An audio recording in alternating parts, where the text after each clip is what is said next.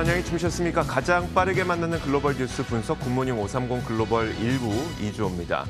자, 지난밤 사이 미국 증시가 3대 지수가 동반 하락한 채 마감이 됐습니다. 기술주의 매도세가 이어졌고요. 어제 FOMC 회의 결과가 발표된 이후 시작됐던 매도세가 오늘까지 이어졌습니다. 이런 가운데 고용 지표가 좀 긍정적으로 나와줬으면 좋았겠지만 사실 약간은 좀 실망스러웠습니다. 주간 실업보험 청구 건수가 발표가 됐는데 86만 건을 기록해서 지속적인 감소세는 유지를 했습니다. 다만 이 감소가 되는 속도가 좀 둔화되다 보니까 이게 시장의 심리를 긍정적으로 만들어주지 못했고요. 또 한 가지가 질병통제예방센터, 즉 CDC에서 코로나 백신이 내년 2분기 후반에 상용화가 가능할 것이라고 얘기를 하면서 그 백신이 상용화될 시기가 좀 더 늦춰지는 그런 분위기였습니다. 이것이 투자 심리를 좀 부정적으로 만드는 요인들로 작용을 했습니다.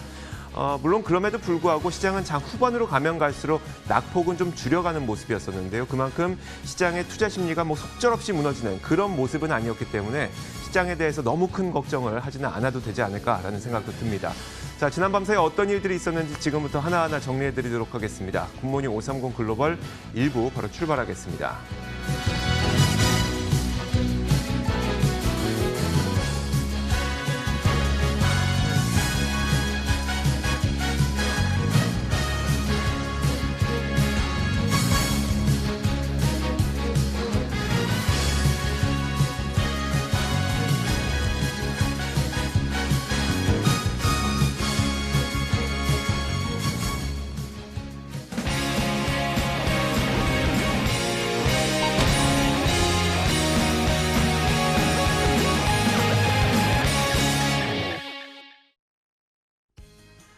네, 먼저 지난밤 사이 미국 증시 마감 동향부터 확인해 보겠습니다. 클로징 벨 나옵니다. 장혜진 앵커 3대 지수가 어떻게 마감됐을까요? 네, 현지 시간 17일 미국 3대 지수는 일제히 미끄러진 채 문을 닫았습니다. 전일 연준의 FOMC 회의 결과가 투자 심리를 위축시킨 가운데 코로나19 백신이 언제쯤 배포가 될지 불확실한 상황이 이어지면서 악재로 작용한 모습인데요. 그 가운데서도 특히 애플과 마이크로소프트 등 대형 기술주들이 대체로 미끄러졌고 어제 화려하게 신규 상장한 이 스노우플레이크마저 오늘 10% 넘게 빠지면서 좀처럼 힘을 내지 못하는 모습이었습니다. 기술주들이 주 후반으로 오면서 다시 불안정한 흐름을 이어가면서 시장을 좀 흔드는 모습이었는데요. 이로 인해서 나스닥 지수는 고점 대비 10% 넘게 빠지면서 다시 조정장으로 들어갔다라는 분석이 나오고 있습니다. 먼저 전날 연준의 발표가 이날 시장에 하방 압력을 가했는데요. 이미 예상됐던 내용만 나왔지 자산 매입 규모 확대나 구성 변화 등 더욱더 적극적인 조치는 없었다는 데 대한 실망감이 일었습니다.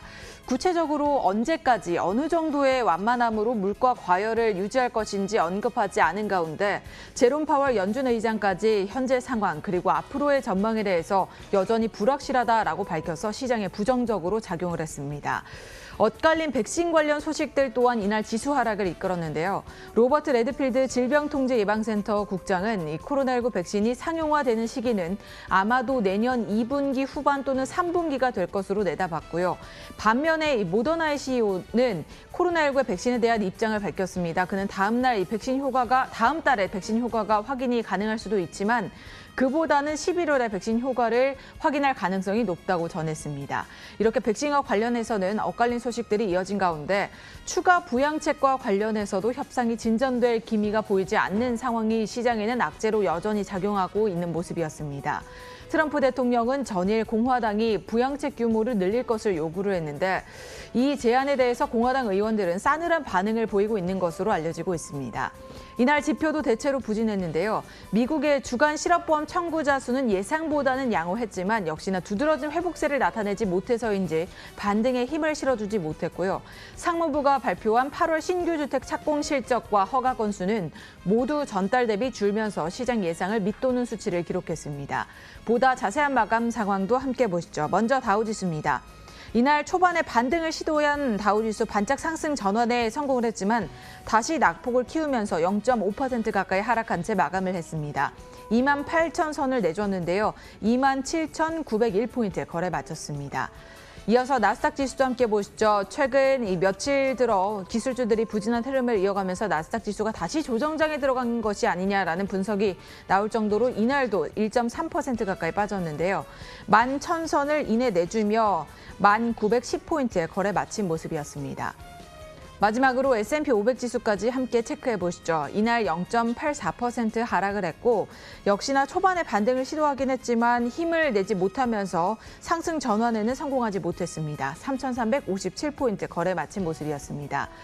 이렇게 여러 가지 악재가 겹치면서 사실 이 3대 지수는 이날 힘을 내지 못한 채 부진한 흐름을 이어갔습니다. 상품 시장은 어땠을까요? 자, 상품 시장은 개별적인 움직임이 나타났습니다. 먼저 국제 유가는 지난 밤 사이에 위험 자산들이 이렇게 안 좋음에도 불구하고 2% 정도 오르는 모습을 나타냈었는데요. 일단 뉴스가 있었습니다. 오펙 산유국들이 10월에 있을 정례 회의를 앞두고 그러니까 오펙에 포함되어 있는 산유국들에게 감축을 이행할 것을 촉구를 했습니다. 이 소식이 국제 유가에는 긍정적으로 작용을 했습니다.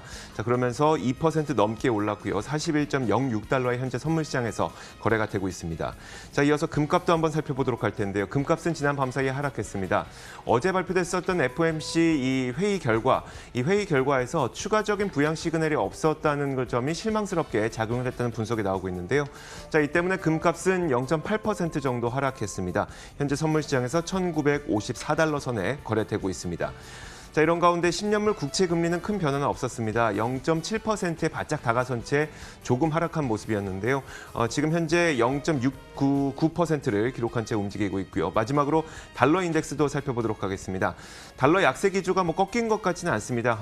조금 반등하긴 했습니다만 그래도 0.3% 정도 하락한 모습인데요. 92.9를 기록하고 있습니다. 자, 이렇게 상품 선물 시장 살펴봤고요. 글로벌 외신 하나하나 확인하겠습니다.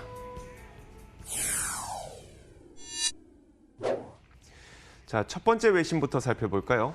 네, 유럽의 상황이 심상치 않습니다. 유럽의 코로나19 재확산세가 급격하게 늘어나고 있는데요. 이 유럽 내에서 코로나19 확진자 수가 놀라울 정도로 늘어나면서 우려는 더욱더 커지고 있는 모습입니다. 유럽에서는 코로나19 일일 신규 확진자 수가 사상 최대 규모인 4만 명을 넘어서는 등 폭발적으로 확산이 되고 있는 모습인데요. 특히 일부 국가에서 코로나19 신규 확진자 수가 최근 들어서 사상 최고치를 연일 경신하는 모습도 포착을 할 수 있었습니다. 유럽 내에서 코로나19로 인한 사망자 수도 하루 432명까지 늘어난 수준인데요. 지난 3, 4월에 이 코로나19가 급격한 확산세를 보인 후 잠잠해졌던 이 유럽 지역에서 8월 여름 휴가 시즌을 계기로 다시 늘어나기 시작하면서 이런 증가세가 나타나고 있는 것으로 분석되고 있습니다. 이를 두고 WHO에서는 유럽 지역을 두고 최근 상황이 지난 3월 코로나19 사태 초기보다 더 심각한 상황이다라면서 경고를 했습니다. 유럽 지역에 따라서 다시 폐쇄령과 이동 제한력이 내려지고 있는데요. 가장 높은 코로나19 누적 확진자 수를 기록하고 있는 스페인 같은 경우에는 급격한 확산세에 따라서 다시 한번 사회적 거리두기 규제를 강화할 방침이다라고 밝혔고요. 또 스페인과 프랑스에 이어서 세 번째로 가장 높은 이 확진자 수를 기록하고 있는 영국 같은 경우에도 6명 이상이 모이는 자리를 피하는 규제를 또 시행을 한다고 밝혔습니다. 앞으로의 코로나19의 진행 상황 계속해서 지켜보셔야겠습니다. 자, 미국 대선을 앞두고 모든 투자자들이 누가 당선되느냐에 따라서 수혜 기업은 어디이고 또 피해 기업은 어디인지 구분하기에 여념이 없을 텐데요. 월스트리트 저널에서는 근데 이런 가운데 바이든이 됐든 아니면 트럼프 대통령이 됐든 빅테크 기업들은 누가 되든 간에 규제 압력에 시달리게 될 것이다라는 분석을 내놨습니다. 그 관련 내용을 한번 살펴보도록 하겠습니다. 자, 월스트리트 저널의 이 기사 첫 번째 문장이 이렇습니다. 그러니까 파워풀 테크놀로지 컴퍼니라고 얘기하죠. 그러니까 빅테크 기업들은 No matter who wins라고 표현을 했습니다. 누가 당선이 되던 간에 그 규제 압력의 조사 그리고 철저한 조사를 받게 될 수 있다고 얘기를 했는데요. 설명을 한번 살펴보면 이렇습니다. 먼저 트럼프 대통령이 재선될 경우 그가 첫 임기 당시에 강조했던 기업들에 대한 광범위한 조사가 이루어질 수 있다는 분석입니다. 뭐냐면 트럼프 대통령이 그동안 계속해서 언짢아했던 점들을 한번 떠올려 보면요. 소셜 미디어 플랫폼들은 대부분 젊은 층이 사용되다 보니까 민주당 성향의 어떤 정보나 의견들이 크게 확산되는 경향들이 있었죠. 이걸 두고 트럼프 대통령은 항상 가짜 뉴스를 퍼뜨린다고 비판을 해왔습니다. 그러다 보니까 이런 소셜 미디어 플랫폼 그리고 정보가 오고 가는 플랫폼들, 즉 구글의 모회사인 알파벳이나 페이스북에 대한 규제 압력이 거세질 수 있다고 분석을 내렸고요. 만약에 그 반대로 바이든 후보가 당선될 경우 어떻게 될 것일까요? 바이든이나 카멜라 해리스 부통령 후보 모두 빅테크 기업들에 대한 시장 지배력에 비판적인 시각을 계속 견지해 왔습니다. 따라서 반독점 사람과 관련된 조사와 규제를 깐깐하게 할 가능성이 높고요. 또 마찬가지로 가짜 정보가 확산된다는 문제점에 대해서도 나은 그 정책을 쓰라고 기업들에게 압력을 제시해왔기 때문에 이와 관련된 규제 압력이 나타날 수 있다는 겁니다. 오바마 행정부 시절에 반독점 당국의 관료였던 진 키멜만은 누가 당선되든 간에 기업에서 손을 떼는 전략은 좀 없어질 것이다라고 얘기를 했습니다. 그만큼 대선 이후에 빅테크 기업들에 대한 규제 압력이 커질 수 있다는 분석이었습니다. 네, 최근 많은 주목을 받고 있는 전기차 시장이죠. 이 포드사가 전기 픽업 트럭을 생산하기 위해서 전기차 시장에 다시 한번 뛰어든다라는 내용을 강조를 했는데 당사의 가장 크고 오래된 공장을 확장시킨다고 밝혔습니다. 포드사는 당사가 생산할 예정인 전기 트럭 F150의 생산을 위해서 투자를 또 확대하겠다라고 밝혔는데요. 당사는 7억 달러, 우리 돈으로는 8,211억 원을 투자를 하고 추가로 300명의 일자리를 창출해내겠다라고 밝혔습니다. 2022년 중순쯤에는 이 배터리로 운행되는 픽업 트럭 F150의 생산을 시작할 수 있을 것으로 내다보고 있는데요.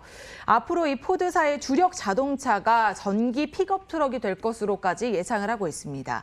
사실 전 세계적으로 주요국들은 이 자동차가 배출하는 CO2를 낮추기 위해서 내연 기관차의 규제를 강화하고 있는 상황인데요.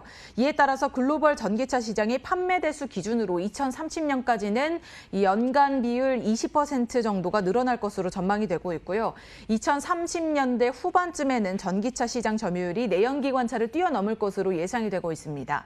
전기차 업종에 대한 긍정적인 전망이 이어지고 있는 만큼 이 시장에 관한 주목도 관심도 필요할 것으로 보입니다.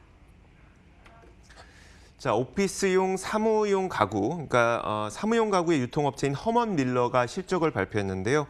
재택근무로 인해서 홈오피스에 대한 수요가 급증하면서 폭발적인 실적을 기록했고 장중한 때 허먼 밀러의 주가는 35%나 급등하기도 했습니다.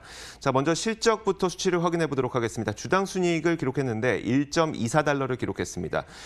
레피니티그가 집계한 시장 예상치가 0.26달러였었는데요. 시장 예상치에 비해서 거의 5배나 가까운 주당 순이익을 기록했기 때문에 이거는 뭐 말로 표현할 수 없을 만큼 슈퍼 서프라이즈 실적이라고 할 수가 있겠죠. 또한 여기에서 가장 주목된 부분은 홈 오피스 분야의 그 매출 성장이 거의 300%를 기록했다는 점입니다. 굉장히 큰 폭의 기록을 했고 그러다 보니까 짐 크레이머는 이번 실적을 보면서 사람들이 집을 다시 꾸미고 있다 이렇게 평가를 내렸고요. 허먼 밀러의 실적이 왜 이렇게 좋을 수밖에 없는지에 대해서 보여주는 기사가 또 한 가지가 있어서 한번 소개를 해드릴 텐데요. 월스트리트 저널의 기사입니다. 이제 허먼 밀러의 실적이 발표가 됐는데 미국 오피스들의 어떤 공시를 한번 살펴보니까 팬데믹 이전에 비해서 현재 약 절반가량이 여전히 공실 상태라는 겁니다. 팬데믹 이전에 오피스가 얼만큼 차용이 있었는지를 100으로 놓고 봤을 때 지금은 절반도 지금 차 있지 않다는 것이죠. 물론 많은 기업들이 이번 가을부터는 사무실을 다시 열 예정인데요. 물론 그래서 공실 비중이 좀 줄어들긴 하겠지만 이번 팬데믹으로 인해서 원격 근무 그리고 재택근무가 확산되다 보니까 팬데믹 이전 수준을 회복하려는 몇 년이 걸릴 것으로 전망이 됩니다. 그만큼 재택근무와 관련된 그 기업들에 대한 성장세 앞으로도 기대해 볼 만할 것 같습니다. 자, 이렇게 글로벌 뉴스 살펴봤습니다. 이어서 맨해튼 나우 확인하도록 하겠습니다.